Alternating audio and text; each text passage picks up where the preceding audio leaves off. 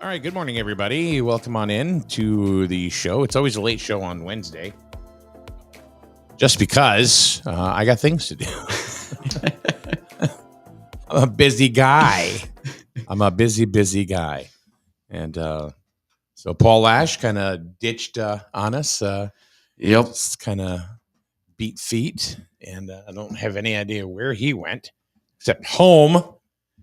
So but, he missed me by about 15 minutes, by about 3 minutes, excuse me.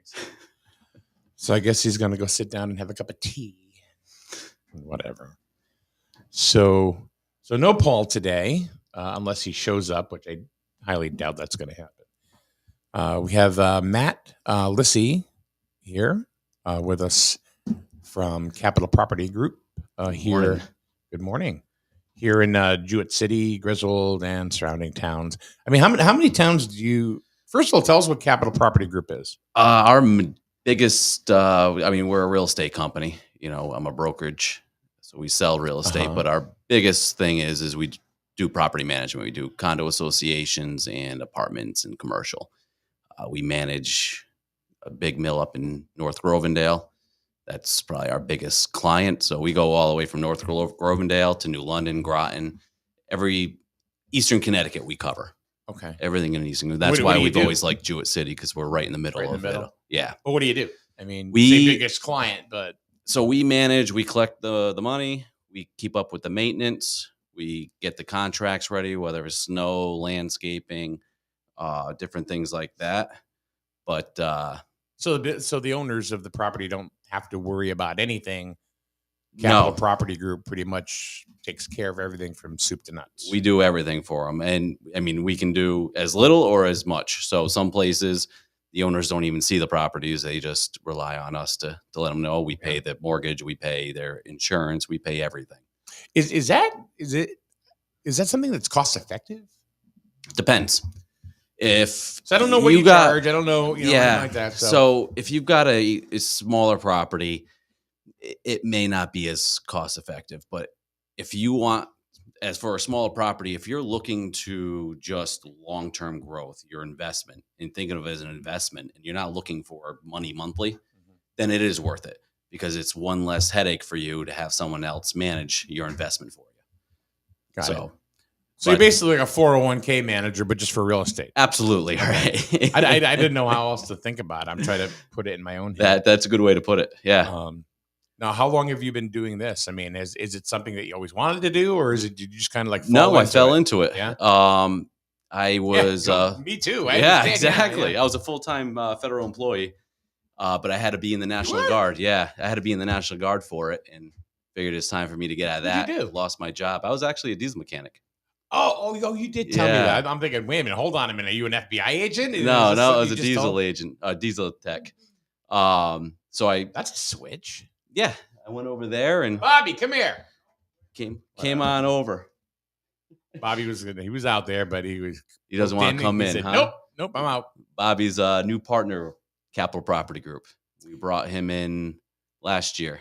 Okay, very good. So now you guys are partners in crime, or are you still the boss? I mean, I own majority share. Okay. So all right. But it's nice having a partner in it to help out. Got it. So how many properties do you manage altogether? Well, that's a better question for Bobby. Probably about 1,500 units now. Oh, not including like commercial and things like that. Yeah. That's quite a few. Yeah, we stay pretty busy. Here, hold on a second here.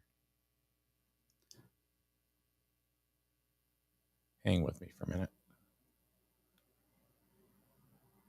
So this is the cool thing about the difference between a podcast and a radio show. You can kind of mess around. Do what you gotta do. What the heck are you doing? What? I'm switching the destinations for this. There we go.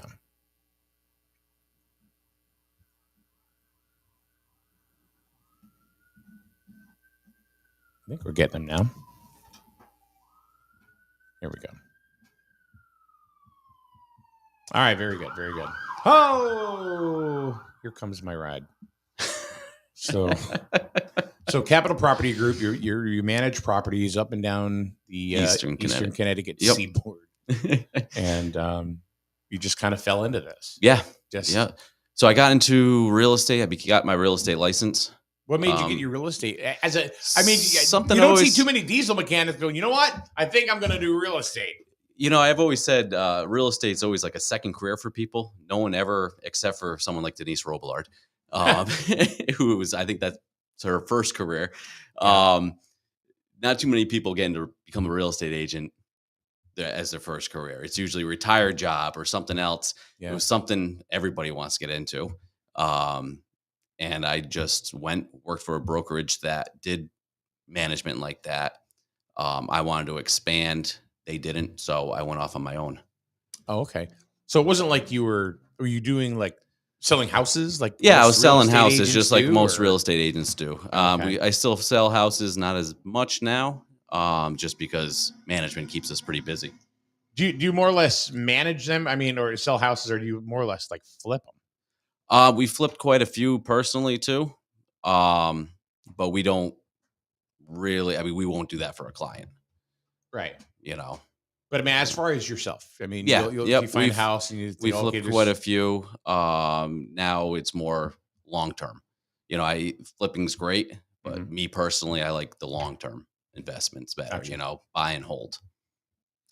Now, as far as Capital Property Group is concerned, what came first, kind of like the chicken or the egg? Because you have a couple of other things that you do as well, and this is one of the reasons why I thought it was pretty good that we have you in here talking about the business climate of in the town and the state and stuff. So Yeah, so we got a landscaping company as well. So we started Capital first. That was the first thing, and then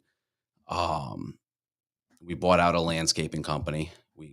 I'm partners in P7 Construction, which is we build houses, we do roofing, things like that. sure. So I mix it a little bit of it just because I realize what the need is out there and see that it's tough to find good people. So I started just doing it myself. What's the what's like right now? What's the market like on new construction for homes? Material's still up there. It's came down a little bit, but not too bad. But labor and time is still Yeah. up. It's trying to find everybody's busy still.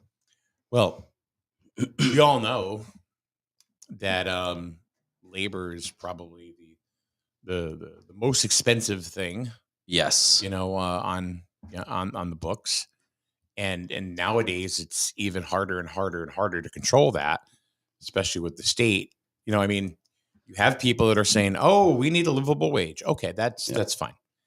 Everybody does. Yep. I wish I had a livable wage when I was 18 or 19 years old. 16, yeah. 16, right? Yep. So now we need a livable wage, So what is a livable wage? Well, the state's deemed it to be, I don't know, 14, 15, 15 16. now, yeah. And it's just going to continue to, is it 16 now? No, I think it's 15 now. I'd have to double check. I don't pay minimum wage, so it's tough. I just got to keep ahead of it. But even at that, minimum wage, if someone can go to McDonald's and work for $15 an hour, they're not going to want to work for me for $15 an hour. I got to pay them $20 an hour now, $25 an hour now, $30 an hour now. It just, everything goes up. Everybody's goes up. So what becomes a livable wage when everybody else is getting more? Costs go up. Your McDonald's goes up, It's $15.69 is $15.69. It went up from 15 to $15.69 on January 1st. Costs more to get a burger at McDonald's every time they raise it. I remember back in the day where you could get, like a quarter pounder fry and a Coke for like $4, $5. Now it's more than double that. Yeah, it's crazy. What do you think? What do you think is the attributes to that? It's minimum wage going up does not help. Yeah, obviously inflation doesn't help much, but that's calming down a little bit. But it's minimum wage. It hurts. The company's got to make money.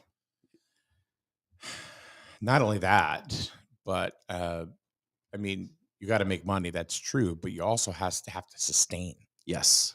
If you don't sustain, and it doesn't matter how much you're paying because you're just going to go belly up anyway. Right. Right. You know, I mean, I've talked to a couple of restaurant owners in town. Yep. And the basic thing I hear is, it's, you know, the food prices, you know, or, you know, lunch prices or whatever that you go out are going up and up and up. And why is that? Well, that's because minimum wage Keeps going up. keeps going up. So those services got to cost more and you got to pay more. Right. So all that livable wage does is just go higher and higher and higher to live. It costs more to live. You know, if I've got, I always see it, if I got 10 people that can qualify for one of my apartments, that's telling me I'm listing it too low. Okay. It needs to be higher. Okay. You know, it's just the way it is. Or the maintenance and the cost to keep up with it, I got to raise my rents to keep it up as well. Sure. Rents is all what's demand. Got it. What is, well, let's go back like into just regular retail, but, you know, retail business and, you know, people like restaurants and stuff like that. Yep. How do you think they're staying alive with when you go to get a breakfast and it was, I could remember one place that had this is going to sound stupid, but it was a coffee and a breakfast sandwich, and it was $4.99. Yep. And this is just a few years ago. Yeah. And now that same combo is like $11. Yep. How do people go out and afford this? They're getting paid more now, so they can. Really, the only thing isn't everything raising relative? I mean, raising it, the way I see it, is a way the state can increase taxes without people thinking they're increasing taxes. That's all it is. It's just an increased tax because they're making more. Oh, that's very true. I wonder if people think about it that way.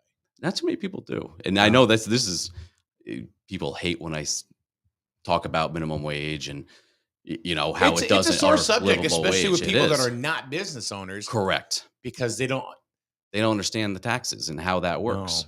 No. And not only that, but I have, even for myself, I know that I struggle because there are things that I know that I can do. Yep. And there are things that I know that I can accomplish with going in different directions, which you're aware of. Yep. But because of payroll and what wages are, I can't even afford to hire anybody. Yeah. You know, and it's just, and your costs go up, and you got to charge more for your product. Right. Now, but it's hard to compete against those big companies. So now all of a sudden, if I want to hire somebody, all of a sudden I have to, you know, account for $2,500 or whatever it is going to be, you know, at what I do. Yep. You know, and how am I going to replace those dollars? You know, I just talk about me, but what about a restaurant? What about a small hardware store? Yeah. You know, or just. And here they are, a small hardware store. That's the ones that hurt the most because they're competing against one of the biggest companies that can buy this product even cheaper than they can. Yeah. You know, so they got to raise costs, and so it's difficult, and it's more and more difficult. Do you think it's more difficult for the consumer to survive or a business to survive right now? I'd say the business. Okay. It's not easy. So, which makes now, you know, I think one of the things that I say quite often is support local before there's nothing local to support. Right. And, you know, we see it all the time, you know, massage parlors going. Oh my God. It's what's going on with the economy, man. I got a front row seat. I had a front row. That was seat a good for show. That place. That was something. But I mean, I go back to restaurants because kind of Jewett City is like the breakfast capital of Connecticut. Yep. There's barbershops, but which is nice because they don't really have product to sell. It's a service. Yeah. Is that what makes maybe Capital Property Group maybe a better venture or a little more profitable because you're selling a service, not so much a retail product? I think I mean, a service or retail product. Yeah, I can see Do you that stay because with a services retail, and let Amazon sell the retail, or and that's the hard part because I can't compete with Amazon if I'm trying to sell a product. Yeah. You can't touch their prices. Where the service that, especially in my niche, I mean, there's not many companies out there that do it. Yeah. So, and there's maybe one big nationwide company, and that's like it. Walmart or? They're kind of like, yeah, but they only deal with high end clients that are Oh, paying. okay. Oh, you're talking about what For you do. Oh, for what I was do. talking retail. No, Okay, no, all right, no, gotcha. no. For what I do, so the competition's low. Same thing, like you said. It's services are much easier to do than selling retail. Just thinking, you don't have the, you don't have the cost of goods sold. Yeah. Or the cost of goods, Right. cost. Or that expense. Trying to or get. anything. Yep. Setting up margins and. I mean, the hardest part for pain in the services is employees, getting good employees. Yeah. And Especially for a small business. Then you got to worry about loss prevention. Yeah. Yep. So for all of you that don't get it and why prices are going up, well, here you go. There's a little crash course of why they're going up. There's also a problem finding people. Yeah. Where did they all go, Matt? Did the apocalypse happen? That was the other thing that I've always wondered. And they just vanished? And they've been struck from our mind that those people even existed? Yeah. What the hell? For a while there, trying to hire someone, you'd get one or two people, and it seemed like all they were doing was just putting in their application for unemployment. Yeah. And I always was wondering how are they getting unemployment when restaurants and businesses need people? Everybody's complaining, I can't find people, but yet there's people on unemployment. It just didn't make sense to me. Yeah. Obviously, they're not trying hard to work, and it was just you'd get someone for a month and just enough to work, and then they're back out to unemployment. For a while there, it was really hard. It's getting better. It definitely is getting better. So during COVID, I knew somebody that was working a part-time job. Yep. Before COVID hit, so it affected them. So this person was able to go ahead and get unemployment. Okay, fine. Because the store is not open that they're working in, and right, whatever. So what do? Well, you file for unemployment, boom, approved. Guess what? Now there's COVID money too. Yep. Okay, so this person went from making, I don't know, $80 to $120 a week to making $900. Yep. Why do you want to go back to work after that? But that money's got to get paid back somehow. We're going to pay it. Person, we're going to pay it. There you go. So, nothing's free. Someone's paying for it. I know. And it's usually us. Oh, jeez. It's usually us. The small businesses. But that's quite a bit of a swing from $120 to almost $900. It is. That's a big. Big why jump. would you want to go back to work? Hell no. I probably wouldn't. Not when you have that kind of a gain I can't every sit month. still, but I probably wouldn't. Luckily, that person was very, very smart and banked it. Oh, good. So they were pretty smart with it, and yes, she was. Yep. She was very, very smart, and which you don't see that someone doing that often either.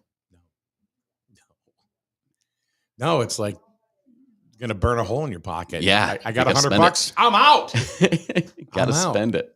And then I know people that were working and now aren't working and really aren't pushing to get a job. Right. And that's what it was. Where's the safety net? Yeah.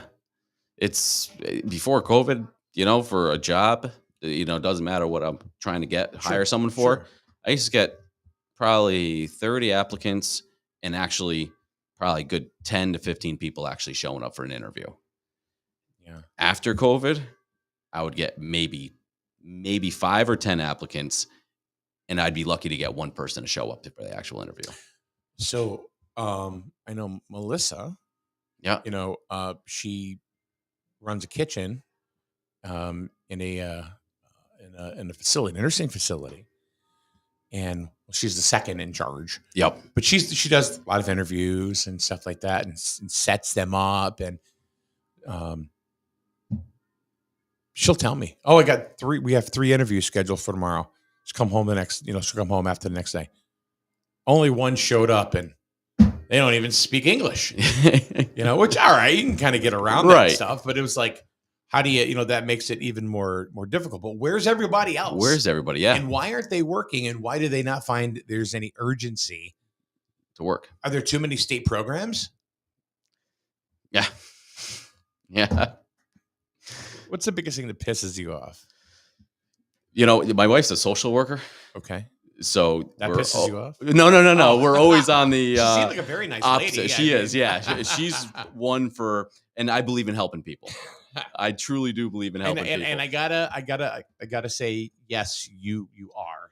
You are that type of person because you've helped me out a lot. Yeah. So. Yep. And I'm not ashamed to say it. So. I work with nonprofits, things like that. I do believe in those programs. Mm-hmm. Seeing people take advantage of those same programs. And I think we spend way too much money on the ones that do take advantage. Like I said, I argue this with my wife all the time. She's on the opposite end of me. She's quite the opposite of me when it comes to stuff like that. I can't say, I feel like the state blows way too much money on things that do not need to be spent on. And again, I used to work for the government. It used to drive me nuts when you have a boss of a boss of a boss. So you have one guy that just oversees one person. They do that all the time just to promote people, give them raises. And to me, it just never made sense. It's a waste of money. I don't get it. Yeah. And then you got people like me who can't afford to put anybody on staff, Yeah. And like me, like I'm trying to open up a little store, you know what I mean? To try to get merchandise, to whatever, and it's, how do you do that? Well, you can't really open. You just kind of say, okay, you're coming in, I'll be here. Yeah. That kind of thing. And that's not ideal. Right. What are you going to do? Tough getting going. It really is, especially, and then bringing someone on. Like you said, when do you bring someone on? Because now you got to make sure you got that chunk of money to pay them every week or every other way, however you pay them. Yeah. Because now you need to pay someone. So it's not just you. Yeah. It's like even advertising sales. Yeah. It's like, somebody comes in, you can do a draw against commission, but you still have to go ahead and pay those folks. Yeah. Something. So let's say they come in and they train. Let's say you're paying them a $400 draw against commission, right? So on a 4-week month, it's $1,600. Yep. And then they go, it's not for me. Guess what? You have just lost all that money. Yeah. And you got to start all over again, training somebody else. Yep. And the training's what takes the longest. Yes. It takes a while to train someone to get them to where they need to be, where you're comfortable. So Laura, who she runs a business herself, says people only want to work specific hours and days. The service and manufacturing industry require certain shifts, and people don't want to be or can't be flexible. It's, again, I know it's tough. It's not easy out there especially you got kids trying to schedule that. Kids take up a lot of your time. And so there's been, there have been hardships there for a long, long time where, and I'm talking decades, where single moms, and I'm not picking on single moms, but they would go ahead and it's like, all right, do I get a job? All right, then I have to take Jack and Jill and put them in daycare. Yep. So now 80% of my paycheck goes right to daycare. Goes there, right. Yep. So now what do you do? Well, then you just get on SNAP and cash assistance the best you can. Why? Because at least you get to keep that. Right. And then if you do happen to have somebody that is paying child support, yep, you get, back then it was like, I think they get $100 and the rest goes. So let's say they're paying $500 a month child support. The recipient will get $100 and then the rest goes to the state to kind of offset what kind of benefits that they're getting. So how can you go to work? Yeah. And it's like somebody told me, that one day and I'm like, yeah, I couldn't see how you would justify going to work. I could see how you'd want to be home raising your kids, and people go, well, they're on the state take. Well, what options do they have? What options? Yeah. Exactly. What are your options? And that's the other problem I've always had with the state. You know, you get a job and you make just enough money now, they cut your benefits. Yeah. You should be encouraging people to get a job, not disencouraging people to get a job. It's Laura also says a couple we know has 5 adopted kids. Dang. The husband works full time and she stays home with the kids because they can't afford daycare. They're making it work, but it's tough. There's other families where the parents don't work at all and they can afford all the quote unquote luxuries while the state supports them. I understand helping someone get back on their feet, but taking full advantage of it is ridiculous. Yeah, absolutely. And there's a lot of people that take advantage of it, especially, I see it in the apartment business all the time. People. Oh, I bet. I'm sure. Yeah. You're renting from me. And I had someone on Section 8 came driving in with a beautiful BMW. Mm-hmm. Probably a $70,000 car, nicer than mine. And they're on Section 8. And I'm, how? And again, I truly believe in helping people, truly believe in it. But you look at my car's 20 years old. Yeah. Legit 20 years old. You look at that and you scratch your head saying, something's wrong here. Yeah. I mean, you have a nice truck, but what year is it? It's a 2014. Okay. So yours is 10 years old. Yeah. All right. And you do pretty well for yourself. Yep. But still, it's a 2014. You're not. I don't know what you have at home. I don't know if you have a Jag or an Alfa Romeo or anything like Nothing that. Nothing crazy. Nope. But yeah. Mine. It's a 2004 for Christ's sakes. Yeah. With 280,000 miles. I'm just waiting for the wheels to fall off. Pretty much, and that may happen someday soon. Yep. But I could never justify myself, and this was my dad seeping into me. I could never justify going into a car that was back, when I was a kid. Well, my first car was a Ford Falcon, paid $400 for it. Yep. So my dad always said, get it, fix it, and when you just can't fix it anymore, and you buy another $1,000 car. Well, $1,000 car now is $5,000. Yeah. So, but I'm making a livable wage because the state says so. So I can afford that car. God, thank God I'm renting from Matt. But then again, if I come in with a new car, he's gonna jack my rent up because he goes, how's he affording this? That's my uncle always told me, growing up, is he would never drive a nice car to where he worked because people would think you're taking advantage. And when I went into business, I've always remembered that. You can't drive the nice car to work because people are gonna think you're taking advantage. And it's funny because I had an employee with a nice Mercedes, and he parked it. And I had a client come in and said, I think we're paying you too much, Matt. Is that your Mercedes out there? He said, no, it's not. It's a rental. It's that frame of mind people have. My Datsun's in the shop. It's crazy. My AMC Pacer. It's just sitting there. So they gave me this to ride around for the day. So I don't know. Where's the happy medium? Where is it? And that's what, again, is that unobtainable right now? I think it's always going to be a tough thing to obtain, especially with, benefits, things like that. I think, like I said, it seems to be going back to where you're looking for someone because we just hired more people. You did? Yeah, we brought on 3 more people in the office. And I actually had a choice. You did? Yeah. Am I missing this? Yeah. I'm just upstairs. Who did I miss? You missed Elton. Oh, the I knew. He's pretty new. Yeah. Well, I knew. And we got Mike. Oh, he's working for you. He was working for me. Yeah. Oh, I didn't know that. I thought he was just renting space for his own real estate. He came over. He's getting his association manager's license as well, and he's a realtor now. Oh, got it. Okay. See, I didn't. Not that I would. I'm going to. What's he doing here? I thought he was a friend of yours, or a business associate that was using Paragon here, as a kind of like Chris from Girardi would do. He comes in, stops by, uses our office. Yeah. No, he's an employee now. He's, like I said, he should be licensed pretty soon here for association management. And then he can start taking on some clients of ours. Then you have Alex. Yeah, we the brought front in Alex to office. help. Yeah, to help that out because So cool. it's been busy. Now you guys are expanding even more. Yeah, And this is we're good to hear. This is a good story. You're just a local guy, yeah. really. And when it comes right down to it, We've never advertised. We've never everything I've ever always done was word of mouth. Um, so we're looking to actually start advertising now, to actually start growing. yeah. So it's been pretty good. It's been a steady growth, and now that bringing in Bobby as a partner really helped grow more. Right. He's very creative. He brings some great new ideas to the company.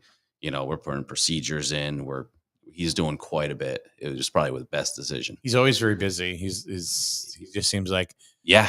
Last year, because I've been here a little over a year now, and which is really hard to fathom that I've been here that long. Just go down there. We'll talk to him for 10, 15 minutes or whatever. And now it's like he doesn't. He's nonstop. He works hard. No. He works hard. But I will tell you a little secret about him. What's that? When he goes to the bathroom, he comes up here. Yes, he does. Yeah, because there's heat coming up from the vent. He told me that. He goes, "Why would I not want that?" Because it's nice, it's warm. Yep. So, anything else you want to add, or anything to, because hey, I'll tell you, we've got plenty of barbers, vape shops, and we don't have as many pizza places anymore here in town. No, we don't. No. What's the truth about a grocery store doesn't want to come in because there's not enough rooftops, or is that hogwash? No, I mean, you look at a grocery store, they're looking at the numbers, and any big thing like that, you're looking at what your numbers are. I mean, look at Walmart. They'd go around looking at churches. They spend a lot of money. McDonald's, they spend a lot of money trying to figure the right location, what's going to bring them the best profit. And you do need the numbers. Right. I mean, especially, you got Walmart with a grocery store. Yep. You got all these big companies with the grocery store. It's, again, hard to compete against a big store that can buy the product a lot cheaper than a smaller company. I still think Jewett City needs something that you can't get anywhere else. The only thing that you can get here that you pretty much can't get anywhere else are Jewett City vampires. And that's about it. But really, what else? Well, no, you can get a massage parlor in other places. Yeah. But and darn, they're gone. What is something that's here right now that you can't get anywhere else? I mean, just do a mental kind of canvas of Main Street and in North Main, and yeah, I'm trying to think. It's nothing. Yeah. It's like they're always talking about, we got to build this town up. Okay, well, how you going to do question? it? Yeah. What's the plan? What do we want? Who can we go after? And solicit. Where would they go? Yeah. Where would? And what are you going to offer them to come here? I hate to say it, because I've been here my whole life, but I think those buildings down on Main Street, those big tall brick buildings that are old. Yep. I think they got to go and revamp. I hate to say it, because the people go, "That's crazy talk. That's crazy. They're historical buildings." Yeah, but there is zero expansion. Yeah, and zero. If they're sitting there with not many people in there, maybe it's time to change it up and give it a new look. Facelifts don't hurt. I hate to say it, but the building that like Ruben, who owns the barbershop, Sharp Image, used to be the bakery. Yeah. So I go see Ruben and stuff. He's been around for years, but just opened up here in this town. But he's excellent. He has a huge clientele. The building that he's in the Chinese restaurant. Yep. And there's some apartments upstairs. Yeah.